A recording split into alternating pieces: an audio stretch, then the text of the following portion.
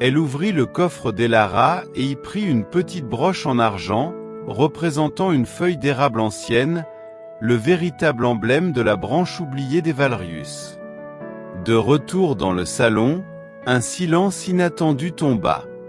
Lyra, portant la broche à son cou, s'avança calmement vers son père. Sa démarche était étrangement assurée, ses yeux verts brillants d'une détermination nouvelle. « Père, dit-elle, sa voix claire portant dans le silence.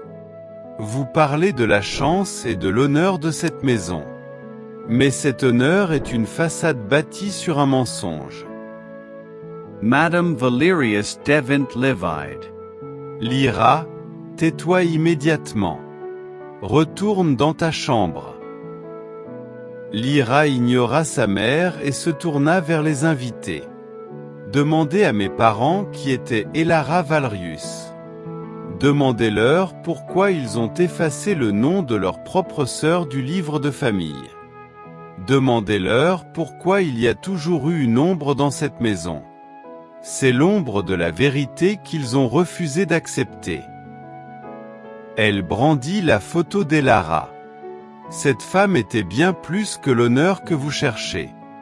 Elle avait la force, la sagesse et l'amour que cette maison a perdu. Et oui, mère, père, je suis le rappel constant de cette vérité. Je suis le sang de la femme que vous avez bannie, et je suis le fardeau que vous portez parce que vous avez choisi la superficie plutôt que le cœur. La réaction fut immédiate et explosive. Le père de Lyra hurla, sa mère fondit en larmes hystériques de rage et de honte. Les murmures choqués des invités remplirent la salle. Lyra avait brisé le mur du silence et de l'indifférence. Mais au lieu de la panique, Lyra ressentit une légèreté inouïe.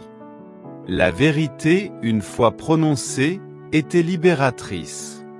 Elle comprit alors l'ampleur du secret. Elle n'était pas un simple enfant non désiré, elle était le symbole vivant d'un scandale familial que ses parents avaient passé leur vie à étouffer. La maison écarlate était restée figée dans le chaos laissé par Lyra. Mais la jeune fille n'avait pas attendu la colère de ses parents. La vérité l'avait libérée non seulement de leur silence, mais aussi des murs eux-mêmes. Elle marcha loin le long du chemin de terre, le cœur battant à la fois de peur et d'une joie farouche et nouvelle. Elle était enfin libre. Elle atteignit la petite cabane de jardinier de Silas bien avant l'aube. Elle frappa doucement. Le vieil homme, qui semblait l'attendre, ouvrit la porte sans surprise. Lyra lui raconta la scène du bal, les cris, le scandale. Silas sourit, un sourire de fierté et de compréhension. « Vous avez coupé la mauvaise herbe, Lyra. Maintenant, vous pouvez grandir. » Il savait qu'elle ne pouvait plus rester. L'acte de Lyra n'était pas un simple caprice d'adolescente. C'était un acte de rupture qui mettait en péril la réputation et le statut social de ses parents. Elle serait punie, humiliée, peut-être même enfermée. Silas lui offrit le refuge pour la nuit, et le matin venu, il lui offrit plus que de la nourriture et de l'eau. Il sortit une vieille carte, jaunie et fragile, qu'il déroula sur sa table. Elle était gribouillée de symboles étranges, de noms de lieux oubliés et de dessins de plantes. Votre grand-tante Elara n'a pas simplement disparu, Lyra. Elle est allée vivre là où elle pouvait être elle-même, expliqua Silas d'une voix grave. Elle était une herboriste et une gardienne des connaissances anciennes de notre lignée. La famille Valrius a choisi le commerce, l'argent, mais une petite partie de nous est toujours restée liée à la forêt et aux secrets de la terre. Il pointa un endroit sur la carte, loin dans les montagnes, désigné par un symbole de feuilles stylisées, le même que celui de la broche. C'est l'enclave des feuilles oubliées. C'est là qu'Elara s'est réfugiée, et c'est là, je crois, que vous devez aller. Lyra comprit alors la nature du dernier cadeau de Silas. Il ne lui donnait pas seulement une direction, il lui donnait un héritage.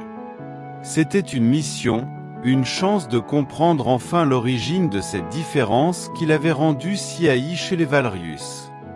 Avant son départ, Silas lui tendit une sacoche en cuir usé. À l'intérieur, Lyra trouva quelques pièces d'argent économisées, un couteau de survie, et le petit sachet de lin qu'il lui avait donné plus tôt, celui qui contenait la terre et les graines rares. Ces graines sont plus qu'une simple plante, Lyra.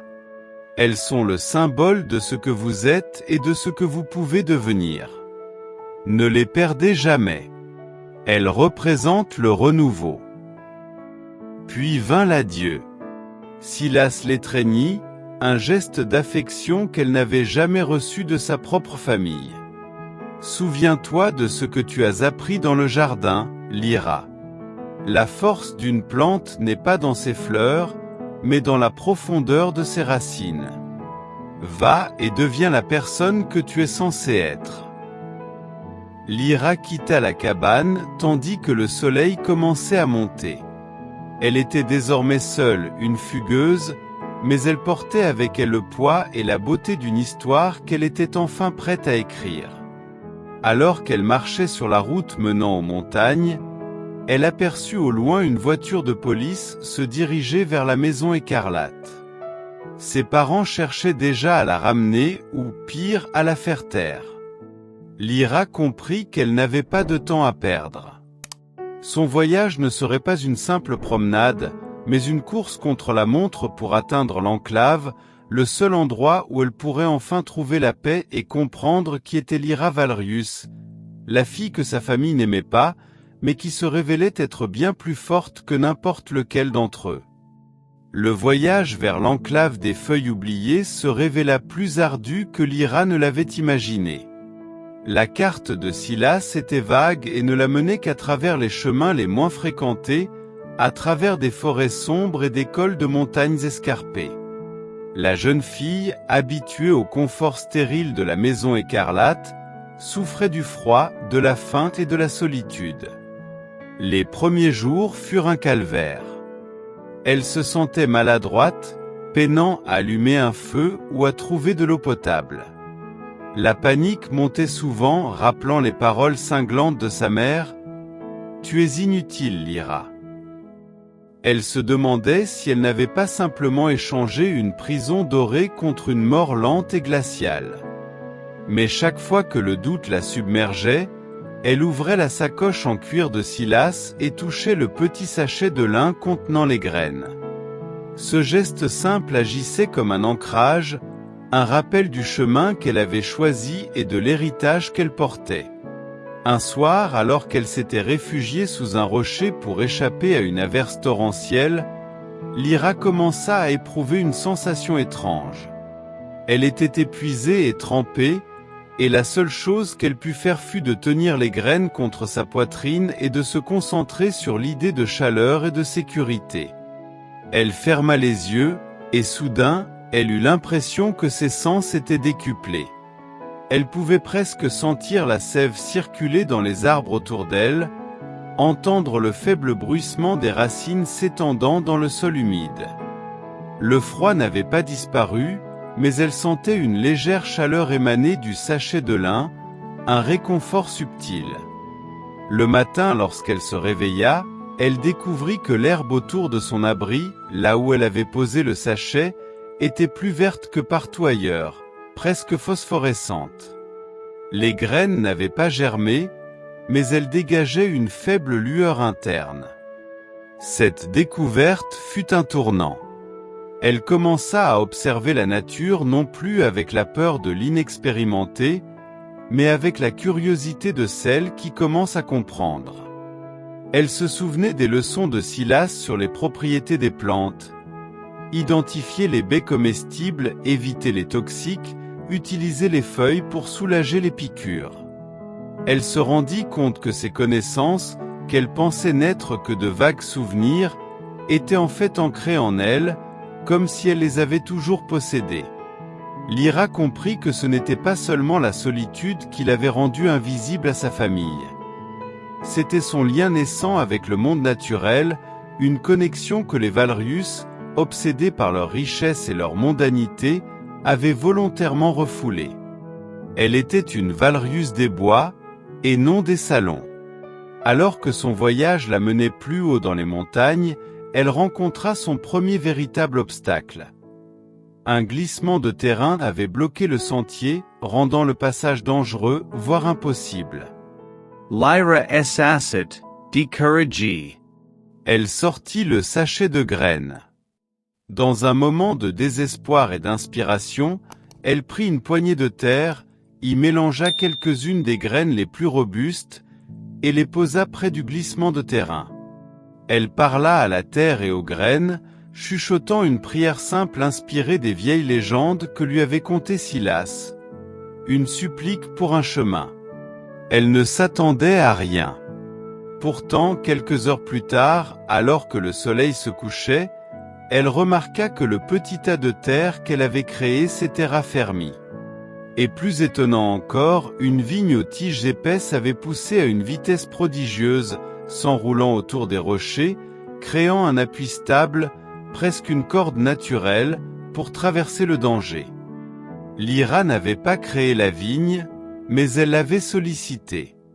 Elle avait canalisé l'énergie des graines et de son héritage pour influencer la croissance.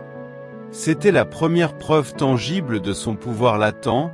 Ce n'était pas de la magie, mais une symbiose profonde et intuitive avec le monde végétal.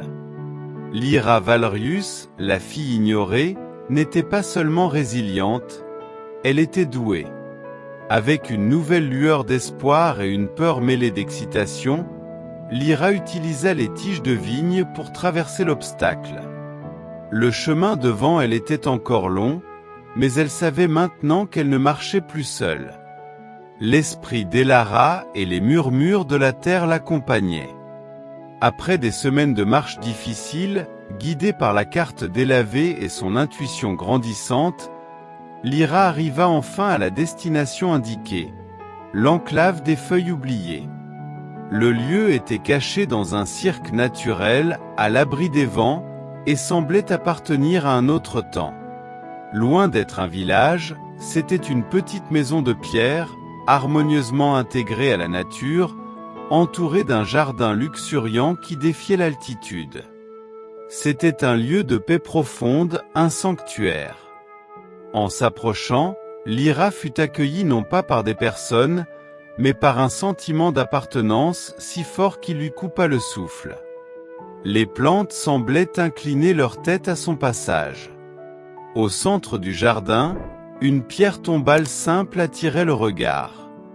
Lyra s'approcha lentement et lut l'inscription gravée à la main, « Elara Valrius.